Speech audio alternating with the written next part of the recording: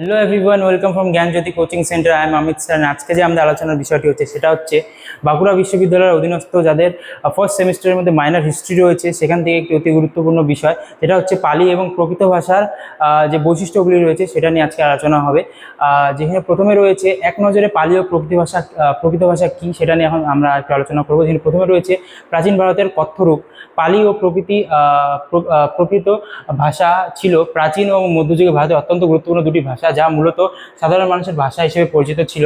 ধর্মীয় দিক থেকে ধর্মীয় সাহিত্যের মাধ্যম, যেখানে তৎকালীন অনেক গুরুত্বপূর্ণ ধর্মীয় সাহিত্য ও ধর্মগ্রন্থ এই ভাষাগুলিতেই রচিত হয়। এর ঐতিহাসিক গুরুত্ব এই দুটি ভাষার ঐতিহাসিক গুরুত্ব বৃদ্ধি পায়। তৃতীয়ত ছিল ভাষাতাত্ত্বিক উৎস। ভাষাতত্ত্বের দিক থেকে এই উভয় ভাষাই মধ্য ইন্দো আর্য অর্থাৎ মিডিল ইন্দো আরিয়ান ভাষা পরিবারের অন্তর্ভুক্ত। যেখানে আমরা দেখলাম যে প্রাচীন ভারতে বিভিন্ন যে ভাষাগুলি ছিল যাদের মধ্যে পালি ও প্রাকৃত ভাষা ছিল মূল গুরুত্বপূর্ণ দুটি ভাষা। এছাড়া ধর্মীয় বিভিন্ন গ্রন্থগুলি সাহিত্যগুলি এই দুটি ভাষার মধ্যেই রচিত হয়েছিল। এছাড়া এই যে ভাষাটি ছিল এর উৎস ছিল মধ্য ইন্দো আর্য ভাষা পরিবারের। এর পরবর্তীতে আমরা দেখব হচ্ছে পালি ভাষার মূল বৈশিষ্ট্য কী কী ছিল। যেখানে মূল ছিল উৎপত্তিস্থল। পালি ভাষার প্রধানত মগধ বর্তমান ভারতের বিহার রাজ্য অঞ্চলে মানুষের মুখের বা কথ্য ভাষা ছিল বলে ঐতিহাসিকরা মনে করেন। পালি ভাষার উৎসস্থল ছিল প্রধানত তখন অতীতকালে মগধে, যা বর্তমানে বিহার অঞ্চল। আর তখনকার যে সেখানকার স্থানীয় ভাষা ছিল এই পালি ভাষা ছিল। এর সরল গঠন, দ্বিতীয় পয়েন্ট হচ্ছে সরল গঠন। তৎকালীন সংস্কৃতের তুলনায় এটি ছিল অপেক্ষাকৃত কম জটিল। পালি একটি অত্যন্ত সরল এবং সুগঠিত ভাষা হিসেবে পরিচিত ছিল। এখনকার যে সংস্কৃত ভাষা রয়েছে এর থেকে এই যে পালি ভাষাটি ছিল এটা সহজ সরল ছিল এবং বোধগম্য ছিল। এর পরবর্তীতে হচ্ছে বিশ্বব্যাপী প্রসার। এই ভাষাটি মূলত থেরবাদী বৌদ্ধদের দ্বারা ভারতে পেরিয়ে দক্ষিণ পূর্ব এশিয়ার বিভিন্ন দেশে ব্যাপকভাবে ছড়িয়ে পড়েছিল।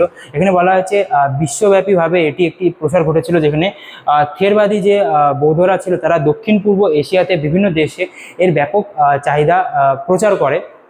যেখানে আমরা দেখলাম পালি ভাষার বৈশিষ্ট্যের মধ্যে তার উৎপত্তিস্থল, তার সরল গঠন এবং বিশ্বব্যাপী যেভাবে প্রচার হয়েছিল সেটা দেখলাম।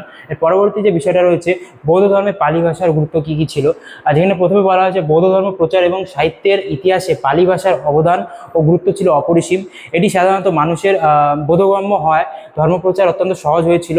সবচেয়ে উল্লেখযোগ্য বিষয় হচ্ছে বৌদ্ধ ধর্মের মূল ধর্মগ্রন্থ ত্রিপিটক এই পালি ভাষাতেই রচিত হয়েছিল, যা আজও ভাষার অন্যতম শ্রেষ্ঠ নিদর্শন। এখানে বলা হয়েছে বৌদ্ধ ধর্মের বিভিন্ন যে সাহিত্যগুলি রয়েছে, বৌদ্ধ ধর্মের যে ভক্তরা রয়েছে তারা এই যে পালি ভাষাকে ব্যবহার করে বিভিন্ন ধরনের সাহিত্য রচনা করতো এবং ব্যবহার করতো। যেখানে এর মূল নিদর্শন হচ্ছে উদাহরণ হচ্ছে যে বৌদ্ধ ধর্মের একটি মূল যে গ্রন্থ রয়েছে সেটা হচ্ছে ত্রিপিটক, যেটা এই পালি ভাষাতেই রচনা হয়েছিল এবং এই যে পালি ভাষা ছিল সেটা খুবই সহজে বোধগম্য হতো, তাই জন্য সাধারণ মানুষ খুব সহজে বুঝতে পারতো। এর পরবর্তী যে বিষয়টা রয়েছে সেটা হচ্ছে প্রাকৃত ভাষার মূল বৈশিষ্ট্য। এখানে কী কী রয়েছে সাধারণ মানুষের ভাষা। প্রকৃত কোনো একটি নির্দিষ্ট একক ভাষা ছিল না, যেখানে বরং সেকালের বিভিন্ন স্থানীয় কথ্য ভাষাগুলি মানে ব্যবহারযোগ্য ভাষাগুলি বোঝাতে সাধারণ নামটি ব্যবহার করা হয়। সাধারণ এই প্রাকৃত নামটি মূল হচ্ছে একটি একক ভাষা ছিল না, এখানে এটাই বলা হয়েছে। বিভিন্ন অঞ্চলে বিভিন্ন মানুষ বিভিন্ন ধরনের ভাষা ব্যবহার করতো, ওই সমস্ত ভাষাগুলিকে সাধারণ ভাষা বা প্রাকৃত ভাষা বলা হয়ে থাকে।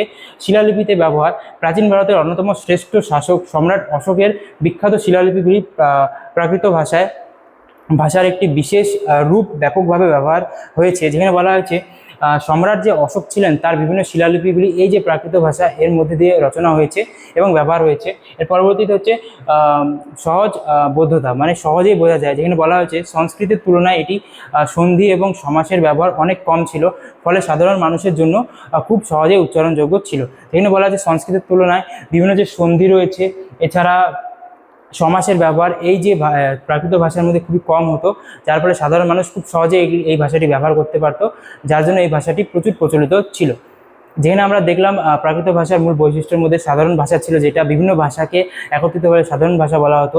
এছাড়া শিলালিপিতে যেমন সম্রাট অশোকের শিলালিপিতে এই যে প্রাকৃত ভাষা এটা ব্যবহার হয়েছিল। এছাড়া খুব সহজে বোঝা যেত সংস্কৃতের তুলনায়, এবং এর মধ্যে সমাস ও সন্ধির ব্যবহার কম ছিল।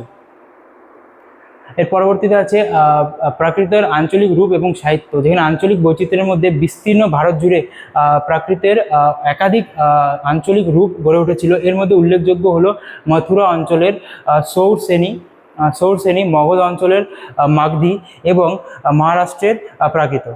স্থানভেদে এর রূপ পরিবর্তন হয়েছে, যেখানে বলা হয়েছে আঞ্চলিক বৈচিত্র্য, বিভিন্ন অঞ্চলকে কেন্দ্র করে বিভিন্ন ধরনের যে ভাষা এই প্রাকৃত ভাষার মধ্যে রয়েছে, যেখানে প্রথমে রয়েছে মথুরার সৌর শ্রেণী, মগধের মাগধী, এছাড়া মহারাষ্ট্রের প্রাকৃত ভাষা। এর পরবর্তীতে রয়েছে সাহিত্যের মাধ্যম। প্রাকৃত শুধুমাত্র মুখের ভাষাতেই সীমাবদ্ধ ছিল না, প্রাচীন নাটক সাহিত্যের একটি বড় অংশ এতে রচিত হয়। বিশেষ করে জৈন ধর্মের পবিত্র গ্রন্থগুলি প্রাকৃত বিভিন্ন রূপেই রচিত হয়েছে। এখানে বলা হয়েছে এই প্রাকৃত ভাষা মুখের ভাষাতে সীমাবদ্ধ ছিল না, বিভিন্ন ধরনের সাহিত্য, জৈন ধর্মের বিভিন্ন সাহিত্য এই প্রাকৃত ভাষার মধ্যেই রচনা হয়েছিল। যেখানে আমরা এর মধ্যে দেখলাম যে আঞ্চলিক বৈচিত্র্য কী ছিল এই প্রাকৃত ভাষার, এছাড়া সাহিত্যের মাধ্যম হিসেবে এই ভাষা কতটা গুরুত্বপূর্ণ ছিল এটা আমরা দেখলাম। এছাড়া যে এর মূল পাণ্ডুলিপি এবং বিস্তারিত একটি নোট, ছোট বিস্তারিত তথ্যসমূহ হচ্ছে বিভিন্ন যে রয়েছে, যেমন সম্পূর্ণ বিবরণ, এখানে বিভিন্ন ধরনের যে বিষয়টি এখানে আলোচনা করা হয়েছে, যে সারাংশের মধ্যে রয়েছে পূর্ববর্তী এটা কোনো না। তো আজকে আমাদের আলোচনার বিষয়টি ছিল এতটুকুই। আশা করি তোমাদেরকে ভিডিওটি ভালো লেগেছে। ভিডিওটি শেষ করার আগে তোমাদের সাথে কিছু আলোচনা করি, যেটা হচ্ছে আমাদের সাথে তোমরা যদি যুক্ত হতে চাও, তবে এই যে অফিসিয়াল দুটি নম্বর রয়েছে, এই দুটি নম্বরে তোমরা যোগাযোগ করতে পারো এবং আমাদের সাথে যুক্ত হয়ে যেতে পারো। এছাড়া আমাদের অফিসিয়াল অ্যাপের থ্রুতেও তোমরা আমাদের সাথে যুক্ত হতে পারো। আমাদের সাথে যুক্ত হলে তোমরা কী কী পেয়ে যাচ্ছ, আমাদের কোর্সের মধ্যে প্রপার গাইডেন্স পেয়ে যাচ্ছ, হাই কোয়ালিটি নোটস পেয়ে যাচ্ছ, রেকর্ডেড ক্লাসেস পেয়ে যাচ্ছ, 100% কমন সাজেশন পেয়ে যাচ্ছ। আমাদের কাছে যে কোর্সগুলি রয়েছে সেগুলো হচ্ছে মেজর স্টুডেন্টদের জন্য 1299 এবং মাইনর স্টুডেন্টদের জন্য 699। আজকের ভিডিওটি ভালো লাগলে অবভিয়াসলি লাইক করবে। Thanks for watching.